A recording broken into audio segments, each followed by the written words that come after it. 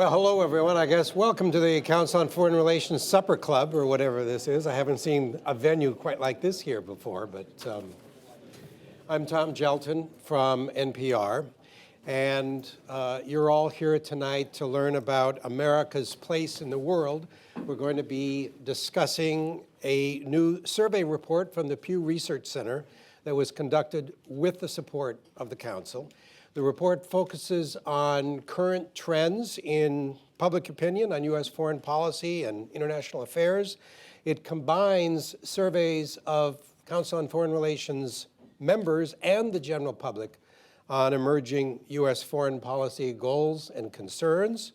It was just released today, and I think you should have executive summaries available. And for our guests to discuss this report, we've gone straight to the top. Alan Murray, president of the Pew Research Center, and Richard Haass, president of the Council on Foreign Relations. They both have distinguished professional backgrounds, which you can read about in your program notes. You're not going into them? No, I'm not, because people can read about them. I don't want to take their valuable time. But let me add just one personal note. As a journalist, I have long been impressed by these two gentlemen's talent as explainers. It's a rare foreign policy professional who understands the world so well and thinks so clearly as to be able to condense complex and confusing developments into clear terms that everyone can follow. And both Alan and Richard are superb on that score. I used to sit alongside Alan on the set of Washington Week and marvel at how smoothly and eloquently he could summarize what was going on in the economy for the viewers at home. And Richard has long been unequaled in laying out policy arguments in concise and crystal clear language, which is one reason why he's been a real go-to person for us at NPR in terms of explaining the world. So I can guarantee you this will be an enlightening discussion tonight. For the first half hour, I get to ask all the questions, and then, don't worry, I will turn it over to you. So, Alan, I want to begin with you, and two big findings right at the front of the report. Two highlighted in these graphs on the first 2 pages. The first one, of course, is this graph that shows that the public sees U.S. power declining in the world. 53% think the United States is less important and powerful now than it was 10 years ago. Only 17% think it's more important and powerful than it was 10 years ago, and that's a sharp reversal of the finding of just a decade ago. But then the second big finding, the majority says U.S. should mind its own business internationally. So this kind of strikes me as a little bit contradictory. It almost seems as if the United States sees itself, the Americans see the United States as being less important in the world, but maybe they're okay with that. Well, I think that's a good point. Look, a couple of important points to know about both of those questions.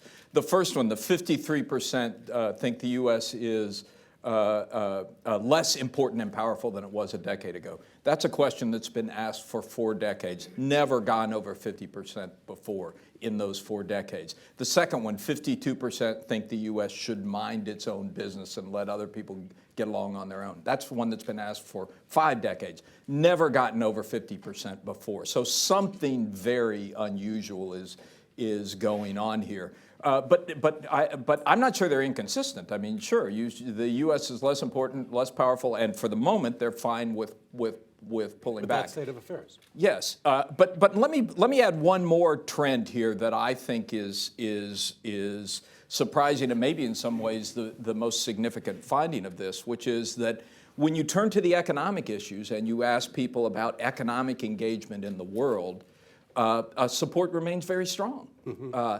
You had 77% who said that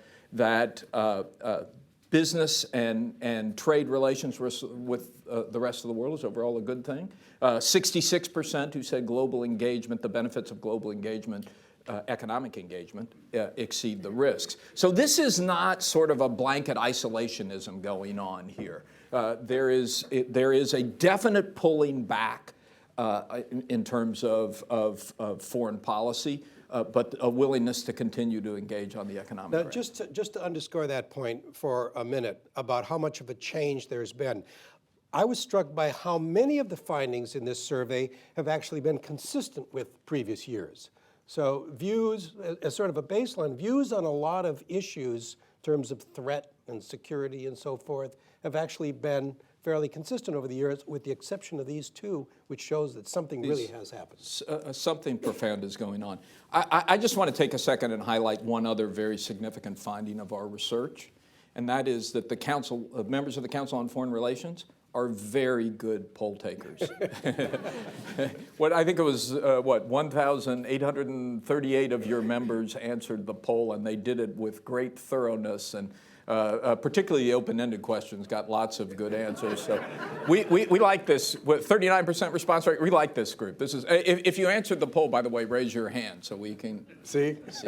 What a great, if only the whole country were like this. It's like Lake Wobegon. We're above average. So Richard, your book, Foreign Policy Begins at Home. I don't know are we streaming video here? We hope so, yes. Anytime you hold up the book, we hope so, yes. Right. So you didn't have the advantage, you didn't have the benefit of these data when you wrote this book, and yet there's some remarkable consistencies in your own view of things that you lay out. Sure. Let's get there through the first questions you asked, Alan. So a lot of Americans are saying that our ability to influence the world is less than it was. And that's not a statement of preference, it's their take on things. Right. It's their assessment. And I would say that's probably so. You have a world of widely distributed power, and we've just had the powerful examples of things like Iraq and Afghanistan, where the United States made enormous investments over a decade or longer, and doesn't have, shall we say, results that are commensurate with the investment. So that take on the world, and if you look at trends with GDP and the rest, there's a natural shift. It doesn't mean the United States is in decline. That's not what you asked, because we're not in decline, and the U.S. continues to grow. We're obviously first among equals or unequals, if you prefer. But the fact that others are rising, sometimes growing at faster rates economically. So this shows to me what you might call considerable situational awareness. So I actually take that as an informed, fairly accurate statement. The fact that people then go on to say they want to spend more time, quote unquote, minding our own business, in part reflects the same thing, some disillusionment with what you get from exertion abroad. Again, Iraq, Afghanistan, what I think is called intervention fatigue or war fatigue in the study is obviously real. And also Americans are reacting, again, I would think quite realistically to what they perceive when they look out their windows. And they look at the challenges politically here at home, our dysfunctional at times political system, infrastructure, schools, you name it. The fact that we're not growing economically at anything like our historic rates, the fact that we still haven't returned to levels of employment that we had 5 years ago. So for good reason, they are saying that the real challenges facing this country are domestic. So I actually take a lot of this poll as reassuring that Americans seem to have a very good grasp on the national security realities facing this country at this time. I mean, this would be a better panel if you could get the two of us to fight with each other. But I mean, on this point, I think Richard has interpreted exactly right. Another question we asked was, do you think the U.S. is doing too much in the world, too little, or about the right amount? About half of Americans say too much. And then when we followed up and say, well, why do you say that? Most of them cited some problem at home. So they have either read Richard's book or their I think more feelings. people responded to your polls than bought the book. But the other interesting point I would make is that while the American public seems to be responding well to Richard's book, members of the Council on Foreign Relations had the exact mirror image response. 50, roughly half of the members of Council on Foreign Relations who answered that question said the U.S. is doing too little in the world. So it's a very... It just proves that this organization takes no institutional positions. Now, Richard, you used the word overreach a lot in critiquing American foreign policy. But I also recall in a New York Times op-ed that you said the Obama administration has basically embraced the principle of avoiding overreach and turning its attention back home. But if that is true, and if these Pew findings are correct, the policy of pulling back, to the extent the Obama administration has done that, has not restored power and influence for the United States. So how do you explain that? Well, first, I say the Obama administration has largely embraced what I would call an avoidance of overreach, with one exception, which was Afghanistan, where there was essentially a tripling of U.S. force levels and the adoption of a much more ambitious mission beyond counterterrorism. Now the administration, though, has essentially walked that back. There's a difference, though, between not overreaching abroad and performing well at home. And it actually makes a larger point. Our domestic troubles are not born of what we're doing overseas. That sets up a false dichotomy between guns and butter.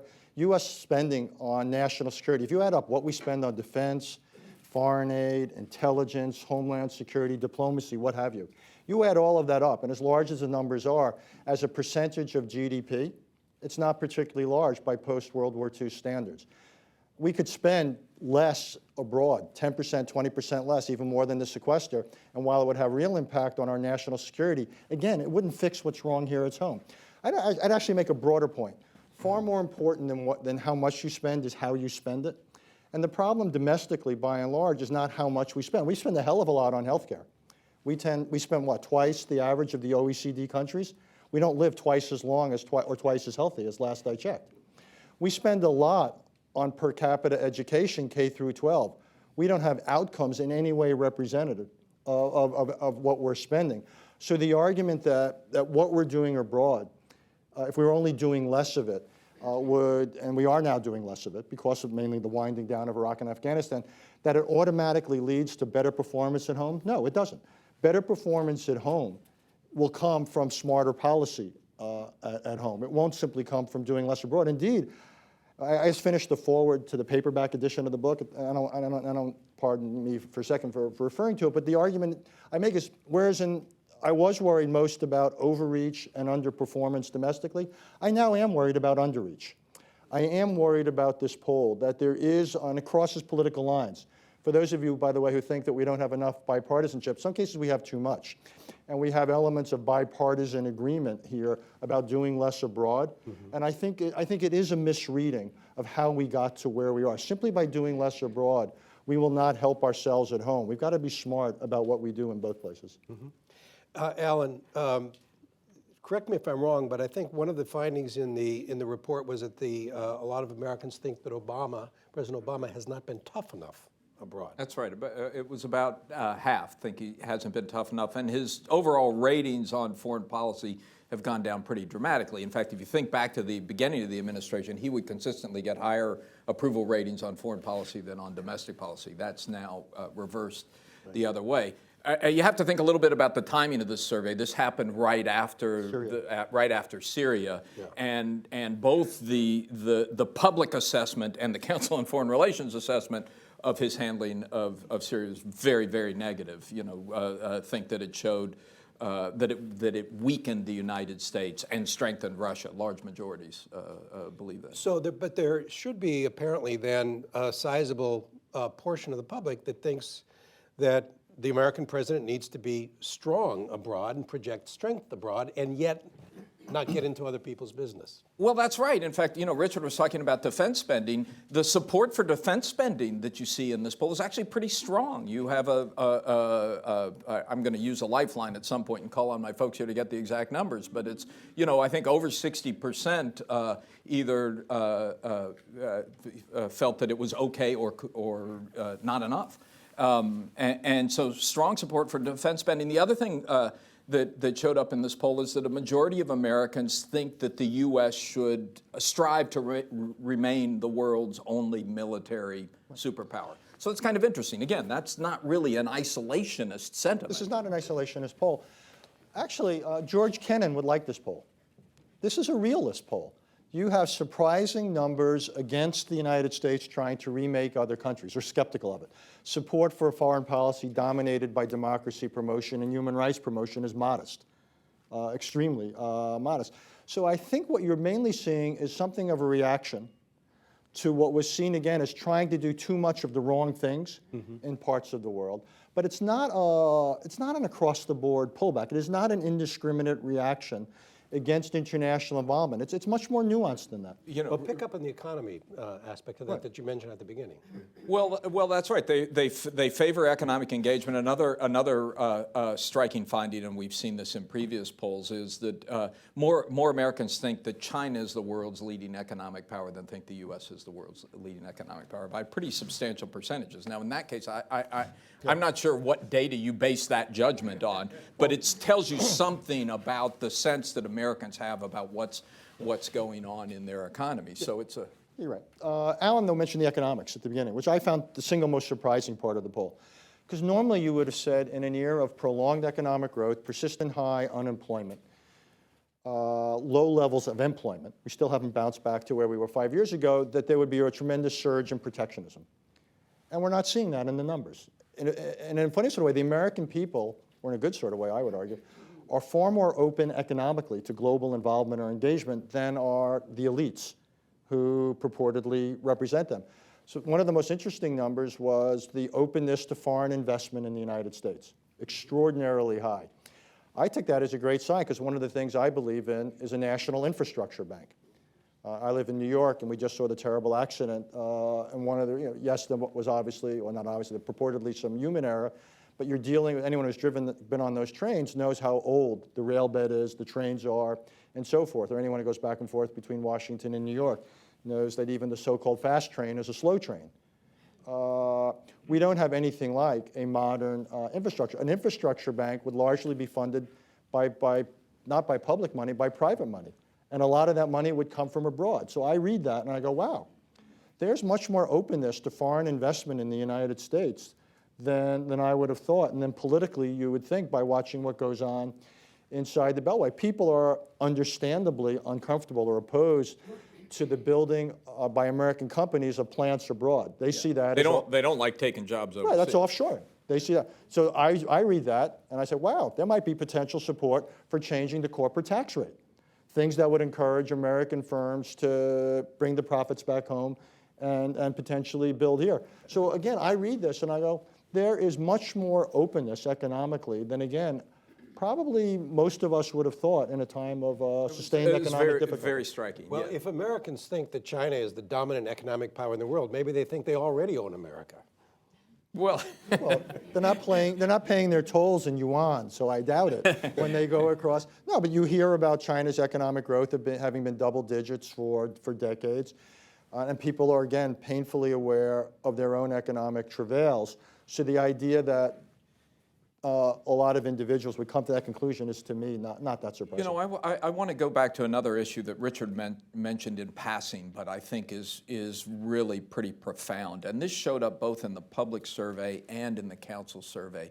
And that is that support for these soft power efforts, if I can call it that, democracy building, promoting human rights, raising people in developed countries out of poverty, is just not there. Almost to a surprising degree. When we ask people to list their priorities for foreign policy, fighting terrorism is at the top of the list, jobs was number 2 on the list, but all those soft power measures were at the bottom of the list. Yeah, the two things that mattered most were things that happened abroad that would directly affect us at home. Yes. So issues of terrorism, immigration, drugs, things that had a direct connection, almost literally across borders. Those were the foreign policy issues that had the most salience. Or traditional foreign policy. Again, realists would find real comfort in this poll. But the idea of remaking other societies, essentially, Woodrow Wilson's foreign policy was not widely supported here. Now, there's been a lot of continuity, correct, in the way that Americans perceive threats to the importance of terrorism, the importance of the danger that Iran represents and so forth. It appears that there's actually been quite a bit of continuity in recent years in the way they assess these threats. Well, that's right. In fact, people think that the terrorist threat is as great today as it was in 9/11, and you see continuity in a lot of these numbers. We don't have good trends on these soft power measures, but the degree to which those have gone down in the wake of the Arab Spring and the frustrating experience that people have had watching that story play out has to have caused some change there. So, I mean, on some of these you're seeing dramatic movement, on others you're seeing a fair amount of I consistency. want to spend just a minute on the sort of the politics here. There's interesting findings that you found that Democrats and Republicans alike see the U.S. as being less respected, which I think goes to your point, Richard, that that's just a kind of, that's just an objective, analysis of the world. But on the issue of whether the United States is less important, or whether it's less important at the United States. Less important and powerful. Yeah, you would. Then there's a big split. It is kind of striking. So on the mind your own business question, Republicans and Democrats are pretty much in the same place on that. They both agree, mind your own business, like countries deal with their own. But on the is the U.S. less important and powerful than it was 10 years ago, you see a big partisan swing over the last decade. Republicans, now more than 70% of Republicans say yes, the U.S. is less important and powerful than it was a decade ago. When they were asked the same question in 2004, it was only 8%. So some of these questions are very susceptible to changes in administration and swings in partisan identification. But even if you take all that out, what you're seeing is an unprecedented desire to disengage from the world. It's a little bit farther than I'd go. I think what there is a wariness and a weariness, both. I think it's too soon to say this is morphed into what you might call active isolationism. I don't see that, and I still think that presidents have not only they have their innate discretion that comes with our constitutional system to do lots, but I think Americans can be brought along to support reasonable foreign policy goals, or goals at least where the costs seem in line with the goals. I think we've gotten into trouble over the past decade. What would an example of that be? What would be the kind of thing that would, in this environment, rally support? Not economic, obviously. Well, we may have a test out in Asia. If what's going on, say, between Japan, China, whatever, as all too quickly might, you have some kind of an incident, and where the United States is called upon to meet certain commitments and obligations, I think that sort of thing the American people would understand. It would fit into a more traditional foreign policy or national security template. I think Richard is right. There's a real, what you are seeing here is a real skepticism about the efficacy of foreign policy. I mean, the Afghanistan point that only 31% of Americans think that after 12 years and how many lives lost in Afghanistan, that we have made ourselves safer in the process. And even on NSA snooping, spying, only 39% think we have made ourselves safer by doing that. The one thing that they feel confident about is drones. For some reason, drones, a majority think that's made us safer. Before they watched 60 Minutes the other night, so we'll see if that lasts. I want to pick up, you mentioned the spying issue. And I'm curious, I guess, Richard, how much of this sort of perception that the U.S. is less respected in the world is the result of, let's say, American people's views of foreign policy sort of blunders, and how much of it may have to do with NSA revelations or with the perceptions of dysfunction in Washington? I mean, there are other factors that can contribute to this. I mean, the honest answer, which is not the one you want, is I literally don't know, because when you ask questions like that in a poll, you're not quite sure whether you're getting a direct answer to your question or you're getting indirect approval type take. So if you disagreed with what the president did in Syria, or you disagreed with what we tried to do in Iraq or Afghanistan, or some of the Snowden things, that what you get is a not so much a reflection of international disapproval, but people's own disapproval, because the numbers correlate not that dissimilarly with people's own assessment of the Obama administration's foreign policy. So it's hard for me to read exactly what those questions tell you. But again, it's true or accurate in the sense that respect for the U.S. abroad has gone down. It's a combination of our foreign policy decisions and, or if you will, how we're perceived, and also, I think actually even more, our political dysfunction. Mm-hmm. And what people see, whether it was the sequester, nearly going over the debt limit, the government shutdown, when those things happen here, they don't stay here. And the rest of the world not only views it, but they're affected by it. And I think that's also one of the outgrowths of the financial crisis. The rest of the world is tied, like it or not, closely to how we perform here at home. And when we do badly, it obviously has enormous consequences for everyone else, even though they don't have much to say in what it is we do. So you get a lack of respect for us, and also at times antipathy towards us grows when they feel that we have done things that are bad for them and we didn't take them into account. Alan, can you sort of give a view of what the American people would like to see as far as the U.S. role in the world? What kind of foreign policy would really have support in the American people? You know, how do Americans want the United States to be in the world? Well, I can only tell you what they say, Right. how they say they want the United States to be, because that's what our data shows. I mean, they are happy to have the U.S. share power with others, while they do have this sense that we should try to remain the world's leading military superpower. In general, they're comfortable with power-sharing arrangements. As Richard says, they want to focus on we got some problems at home. I mean, that comes through loud and clear in these polling numbers. They want to see a focus on problems at home first. When we ask people to give their foreign policy priorities, you know, number one was terrorism, because that, in a sense, is a problem at home, and number two was jobs. You know what this sounds like to me? This sounds like an Eisenhower foreign policy. It sounds like a foreign policy of considerable strength, very cautious in terms of actually employing that strength overseas, and a domestic focus. Very aware, if you will, of the economic bases of your country's strength. It sounds very much like an Eisenhower foreign policy. The question that the poll can't answer is the question that Richard raised, is, you know, if something happens, you know, is there a trigger point in Iran? Is there a trigger point over the Senkaku Islands that would change that opinion and willingness to engage? Well, you did find, Americans do feel that Iran, for example, They're worried. They're worried about Iran. They're worried, yeah. And you've seen that in more recent polls also, where there's support for the interim agreement, yet there's also tremendous skepticism about whether it will really work. And they seem to be inconsistent, but they may not be inconsistent. And what you just raised also about the Senkakus, it's interesting that this poll sets up what could very well be the two big foreign policy decisions of 2014, which is, what are we going to do about a potential crisis in the Asia Pacific, and what are we going to do if the negotiations with Iran don't succeed? So this in many ways sets up those two rather classic, much more than Iraq and Afghanistan, which I would argue were not classic. These are really classic national security or foreign policy challenges. Quite possibly we'll have, you know, by the time the next poll comes out, we'll have some guidance on this.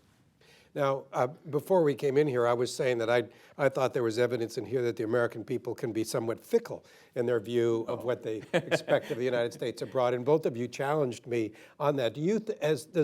So it should be possible for an American president to elaborate a foreign and domestic policy that actually resonates with the American people. Not only should it be possible, it had better be possible. I mean, national security is a two-sided coin. It's what you do in your foreign policy abroad, and it's what you do domestically here at home with the bases of your power economically and socially. We've got to get it right. If either one gets out of whack, if we do too much or too little abroad in the foreign policy, or we don't get it right here at home, our national security plummets. And that's the challenge we've got now. And that's the alternative to getting it right is not just bad for us, but it's disastrous for the world. Because if we don't get it right, there's no one else out there who's able and willing to step into the role we've been fulfilling for decades. So we have got to get it right. Because the alternative, I actually believe this strongly, the alternative now to a US-led world is a nobody-led world. And that's a world of growing disorder. This is not a world that's self-regulating or self-managing.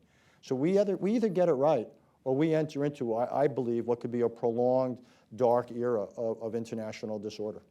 Ellen, having read this report, is there a question or a couple of questions that you wished you had asked that you didn't ask, or that you'd like to ask the next time? I would not confess to that if there were.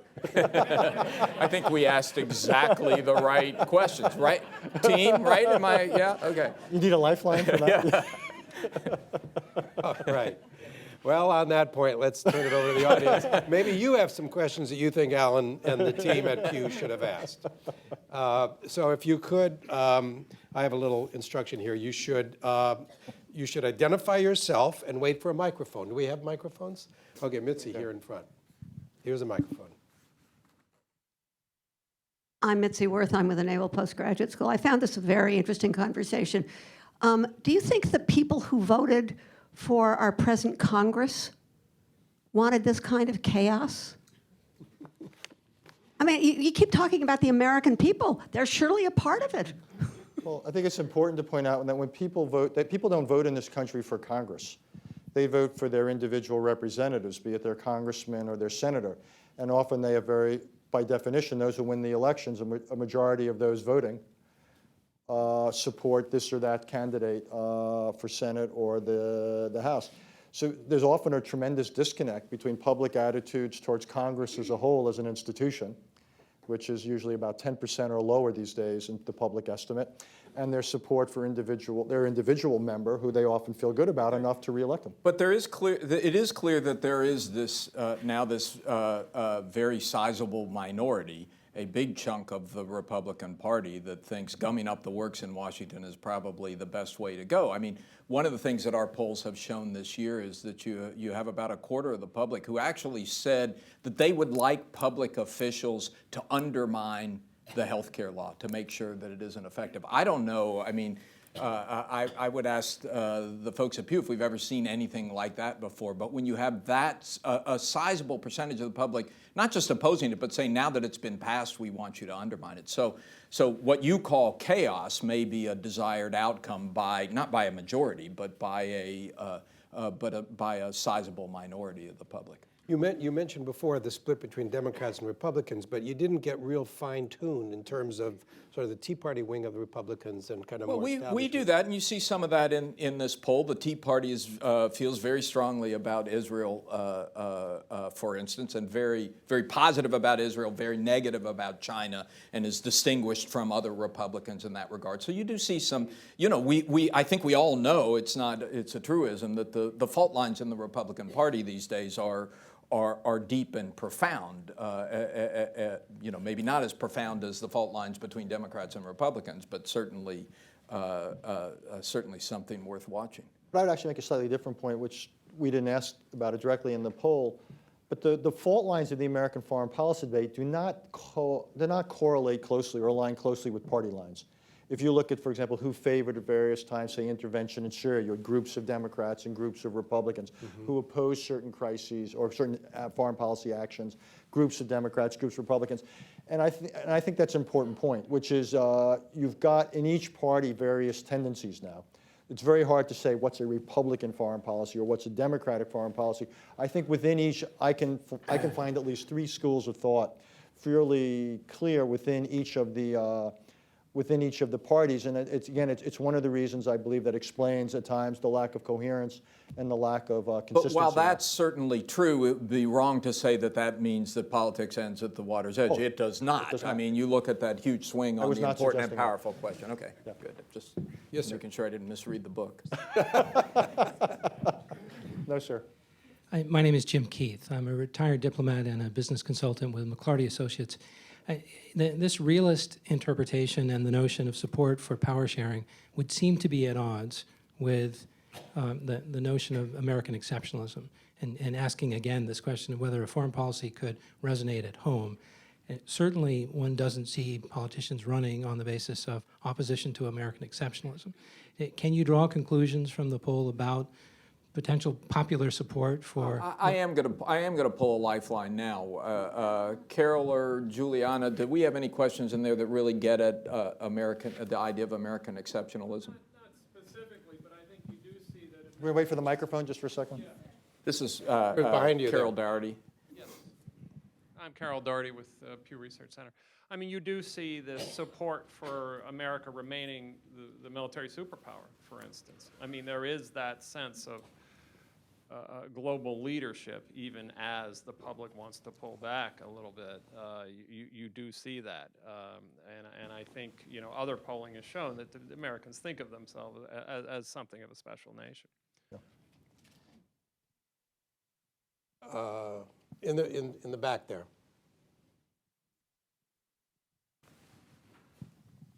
Hi, I'm David Dudesnik. I'm a CFR International Affairs Fellow, spending my fellowship year at AEI.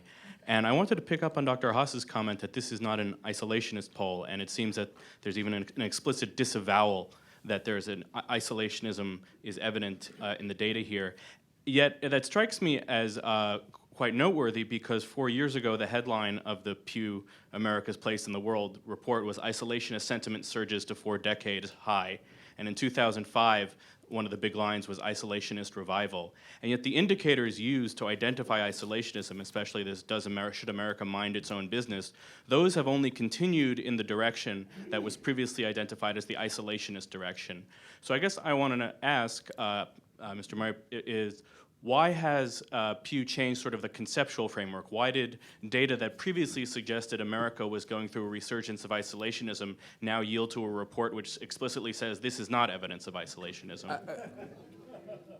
I joined the Pew Research Center in January.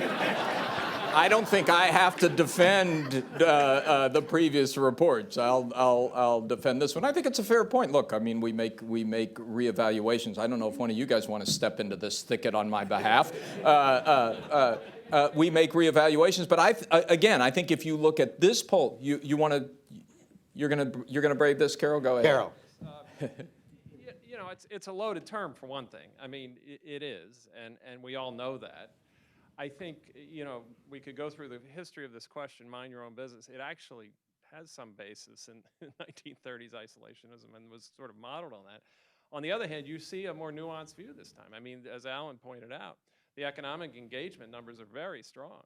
And so I think to call this isolationism, it would be a little bit if you look at the economic numbers in the last poll, they were 20 points below what they are now. So much less support for economic engagement. So there was more consistency across the economic and foreign policy questions that could justify more of an isolationist interpretation. Let me give two other reactions to that, though I will not defend Alan's effort to. They're not mine. I wasn't there.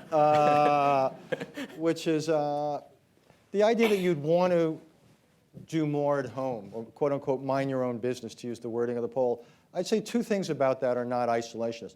One of it could be seen as a reaction to, again, trying to do what I would call the wrong things overseas, which is remaking other countries. So to say that the reaction is mind your own business, if I were asked that, I'd say, well, if that means not trying to restructure intricate aspects or intimate aspects of other societies, I'd say, yeah, that's probably about right. I think there's limits to what foreign policy can and should normally aspire to do. And if minding our own business meant restoring the bases of American power, if that was the interpretation, I'd say, yeah, that's something we should do. Not as an isolationist, but again, as a basic component of national security.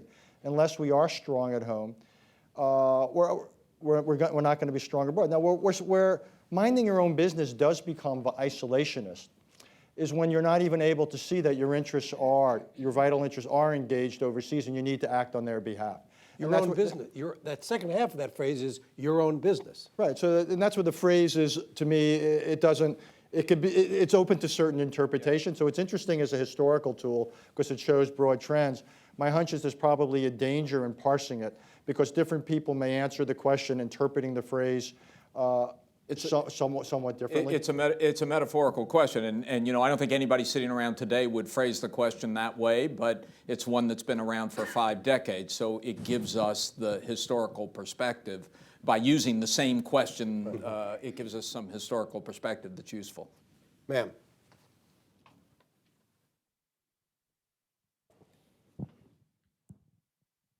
Thank you. My name is Sonia Schott, and I am with Diario de las Américas. People like Assange or Snowden or Bradley Manning, they open kind of a Pandora box.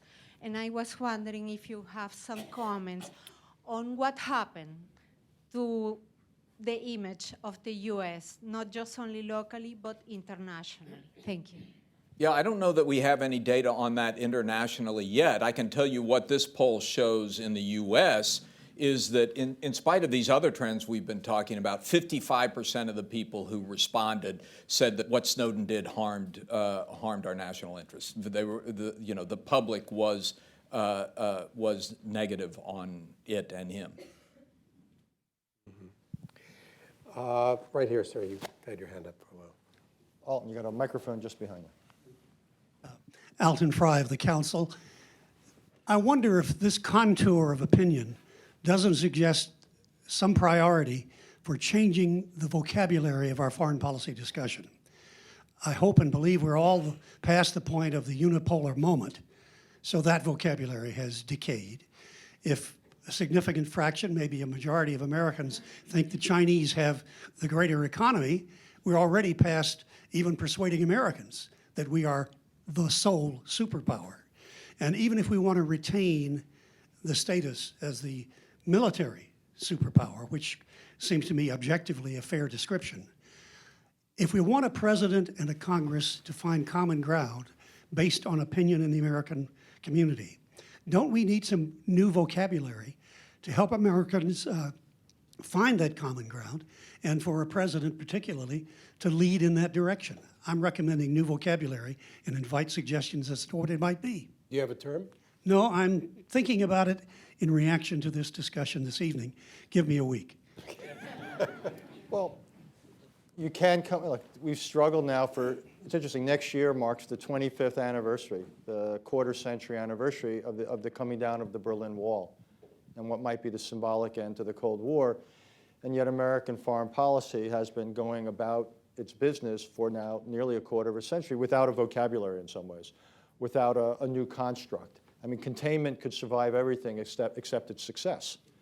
And so here we are now in the aftermath of that, and there's many ideas that have been put forward about what should be the guiding principle and what's the tagline for American policy. So there's that debate.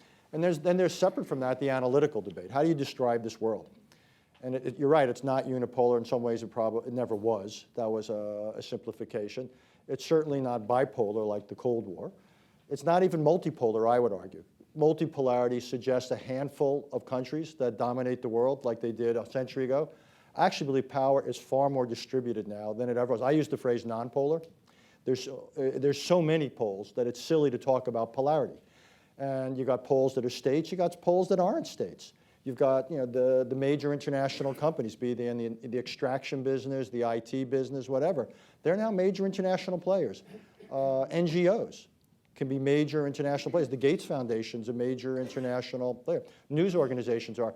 So I actually believe, thanks to globalization, thanks to technology, we live in a world that's structurally, fundamentally different than something we have ever seen. So to speak it in terms of classic polarity, which always suggests domination by a few, I would argue is an outmoded and no longer accurate vocabulary.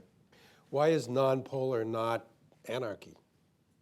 Well, anarchy, non-polarity simply means there's distributed power. It's a challenge to organization, to statecraft. And one way to think about the challenge facing American foreign policy, how do you make sure that a world of distributed power or a non-polar world does not become disorderly to the point of becoming anarchic? And I would say that's a pretty good intellectual framework. And the challenge is right now is that we lack many of the arrangements globally to deal with challenges. Take cyber. We don't have anything like the rules or institutions in place to deal with this technology. Take drones, ditto, same thing.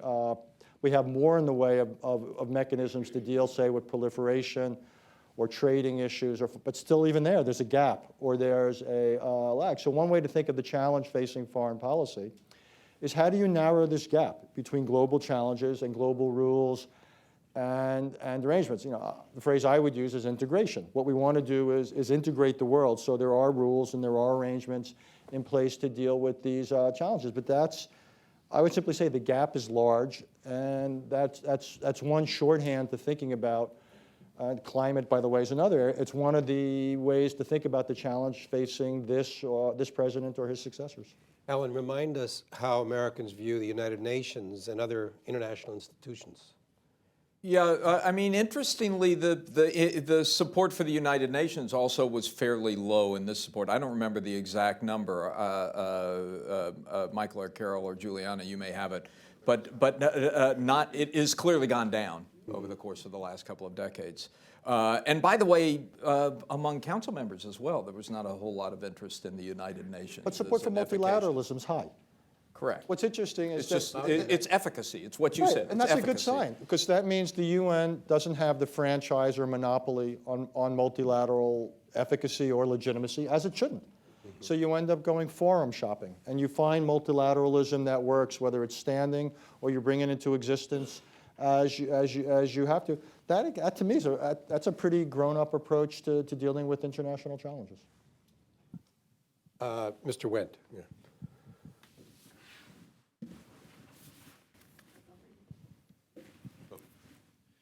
Alan Wendt, formerly with the Department of State. You haven't talked much about the Congress, and it seems to me that Congress is a big part of the problem. Increasingly dysfunctional. They meet 3 days a week. Apparently, they don't even travel that much anymore because they're back home dealing with their constituencies and voters. And yet Congress has, by statute, a major role in foreign policy. What can be done to change the situation? What are the prospects for improving it? Well, actually, I challenge one thing you said, which is, but I'll behave here. The role of Congress in foreign policy is less than the role of Congress in domestic policy. The President has far more latitude through tradition and the Constitution. If tomorrow the President decides he wants to use force in any number of contingencies, he can do it. He chose to go to Congress over Syria. He didn't need to. He had, as he himself admitted, he had all the authority he needed. So presidents have far more discretion when it comes to foreign policy. I think where Congress largely affects national security policy is not through the quote-unquote foreign policy side of the coin. It's much more through the domestic. And that's where the political dysfunction really has enormous consequences, and that's a whole other conversation about what can be done to affect the way we do business inside the Beltway. But an important conversation. I mean, you yourself said it's had a big effect on people outside of the United States and their perception of the U.S. Obviously, we're seeing unprecedented levels of polarization within Congress and a degree of dysfunction that's shocking. And I think you ask one of the most critical questions of our times. In fact, we're planning, starting in January, to do a major effort to try and understand the degree to which what's happening in Congress right now reflects the opinions of the public and the degree to which it doesn't. And is there a center whose voice is somehow not being heard or reflected in There's what's been other happening poll today? data that suggests that Americans want Congress to be more functional and want there to be more compromising and want people to work Well, together. yes, but there's also, I mean, our data shows that the extremes are bigger, fatter than they used to be. So both things are going on, and understanding how and why and where, and also understanding where the information comes from that feeds those divergent opinions, I think is an important task, because it is. I think you would agree. That's the biggest problem. It doesn't do much good to talk about what the right policy is if you have a dysfunctional government that can't implement policy. And that's also coming back to one thing Al said is it's where what we think of as domestic has real foreign policy and national security consequences. American predictability and reliability, I would argue, is high up on the list of things that matter for us.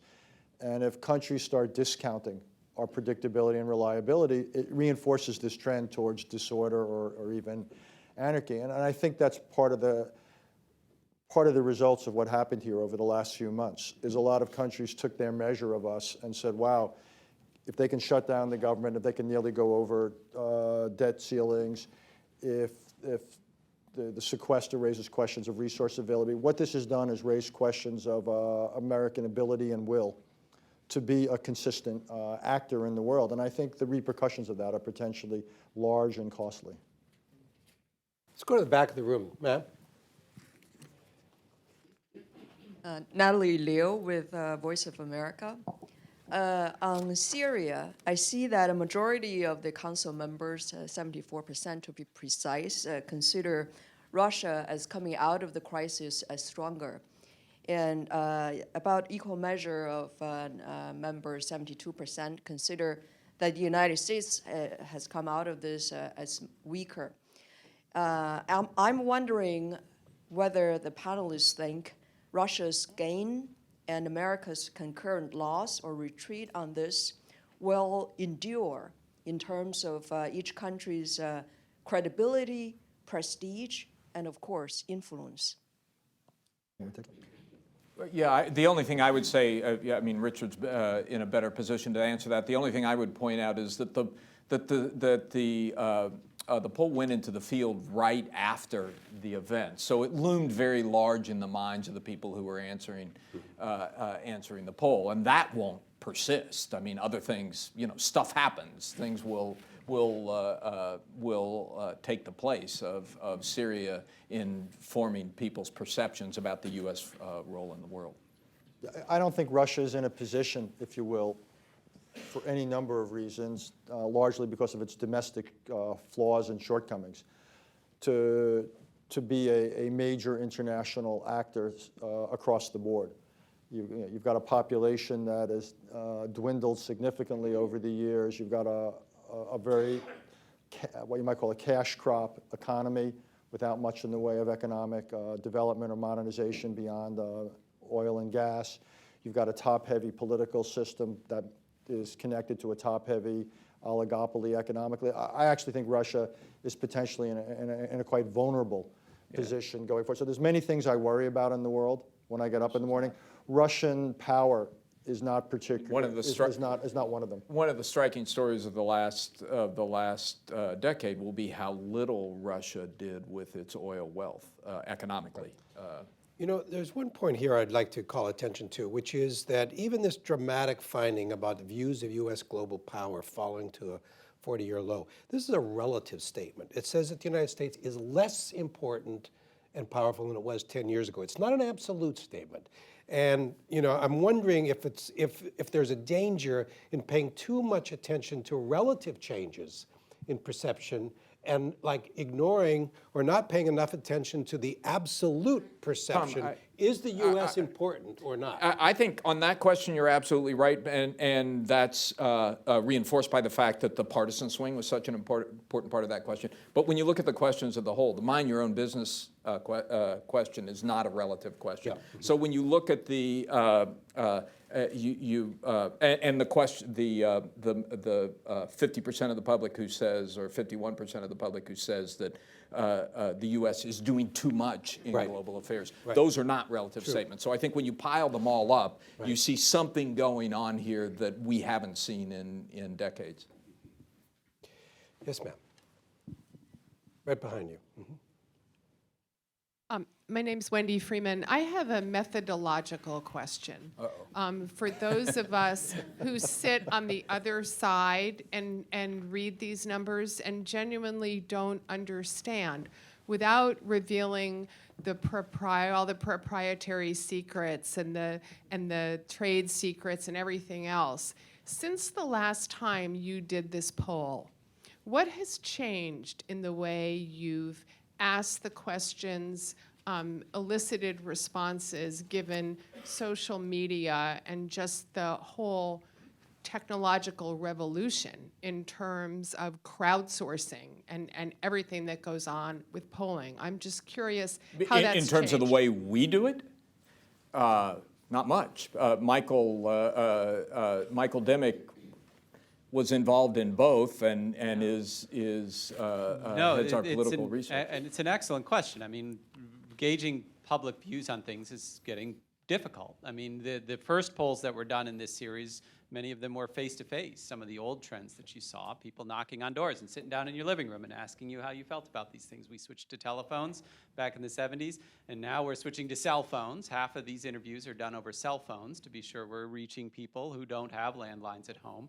At this point, we're not incorporating social media and other techniques, but it is harder to reach people and get their views on all of these things. But every time they make one of those switches from face-to-face to landlines to cell phones, they do the research to show how it's affected is it affecting, to make sure it isn't affecting basically the trend. So I think Right. we're pretty comfortable that these 50-year trends that we're looking at are indeed 50-year Right, trends. and even though fewer people are volunteering to participate in the polls, we're finding very little alignment between a willingness to participate in polls and political views. And that's a comforting thing from the perspective of doing political polls. To put it simply, Republicans and Democrats are sort of equally grumpy when we try to reach them. And that seems to what a span a relief. lot of different attitudes about politics. So while there's probably ways in which it can be tricky to poll people, so far it doesn't seem to introduce a lot of bias into these kinds of questions. Yes, sir. Alan Rawl from Sidley Austin. With all this talk of problems and lack of efficacy and political dysfunction to solve the problems leading to fatalism, even the economic engagement figure would seem to suggest that we need to engage economically with the rest of the world, perhaps because we're not as economically powerful as we used to be. Is there anything in the polling data or otherwise that you've seen which indicates that there's something that the American public admires or respects about our current system, or nostalgia for the way we used to be, or wanderlust for the way some other country is? That is to say, what do we aspire to? Who would we like to be? Like ourselves in the past, like some other country today? Or is it just that everything is terrible and there's, no silver lining anywhere, anyone doing it right that we'd like to get closer toward? Well, I think you might be overstating what the poll is saying about current public opinion. I don't think it's an everything is terrible. I don't read it as an everything is terrible poll. I guess that would be the first point I'd make. Whether there's no other country that people are looking to as a model. As we discussed earlier, I don't think there's a lot of evidence of American exceptionalism. There was one really interesting result that had to do with young people. We asked people what nation they thought was the greatest, open-ended question, what nation do you think is the greatest threat to the U.S.? And the first two answers were Iran and China. So like each of them got around 16%, Iran and China. Number three was the U.S. Maybe that's an example of what you're talking about a terrible self-image. Maybe it's an example of what Richard is talking about, which is a focus on, in order to get foreign policy in order, we need to focus on our problems at home first. But it was a striking response. And the other thing that was interesting about it was much higher among young people. Young people were much more likely to name the U.S. in the open-ended question. Sounds like those are the people that bought Richard's book. Well, there it is. I mean, they must be, that's it, because young people share, and so they don't all have to buy copies. They can That explains it. pass it around. That explains the numbers. In the back of the room, there was somebody that raised their hand. Yes, ma'am.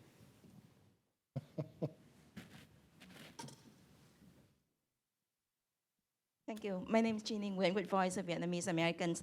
My question has two levels. Back to our domestic, and you talk about the dysfunctioning of the Congress. Would you have anything to say about the redistricting process? Is there something that we need to do about it? And at the global level, Dr. Haas has said that if something happened, say, between China and Japan in the East China Sea, there's potential more tension also in the South China Sea, with China recently announcing its AIDZ and possible overflow into the South China Sea as well. In that case, according to this poll, what do you think the best action for the White House to be? And at this time, I've seen that Vice President Biden is taking the trip. Is that adequate? On the Doing first, China? No, I want to do the first. You do the second. okay, you can do the first, I'll do the second. Yeah, look, there's nothing in this poll that is that explicit in terms of policy guidance, but I also see nothing in this poll that raises concerns. There's nothing in this poll about the United States running away from its treaty commitments. It seems quite sober about the need for American military strength. So the idea that the vice president is undertaking a sense of strategic consultations, both with allies like Japan and the Republic of Korea. He's also going to China, seems to me exactly right. We've indeed, more broadly, and again, it wasn't really a subject of this poll, but I believe that the big strategic idea in this president's foreign policy, at least as articulated, we'll see how well it's implemented, is the idea of a rebalancing towards Asia. And I continue to think that that's where the real strategic challenges are, both in their importance and in the kinds of challenges that by their very nature are most susceptible to being influenced by the kinds of assets the United States can bring to bear.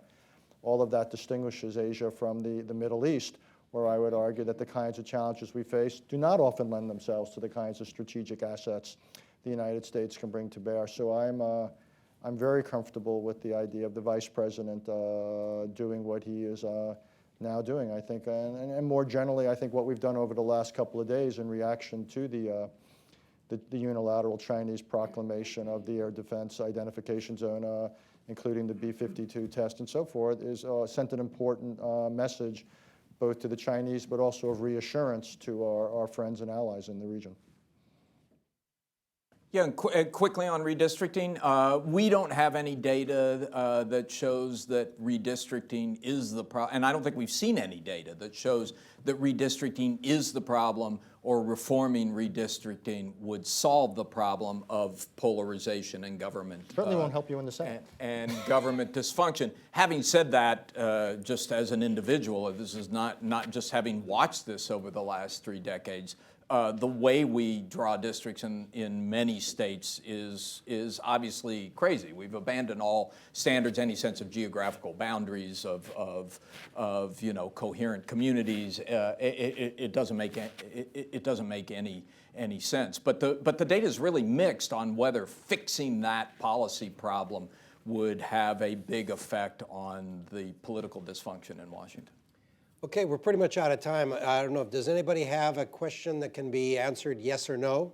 That's about how much time we've got left. No, yeah.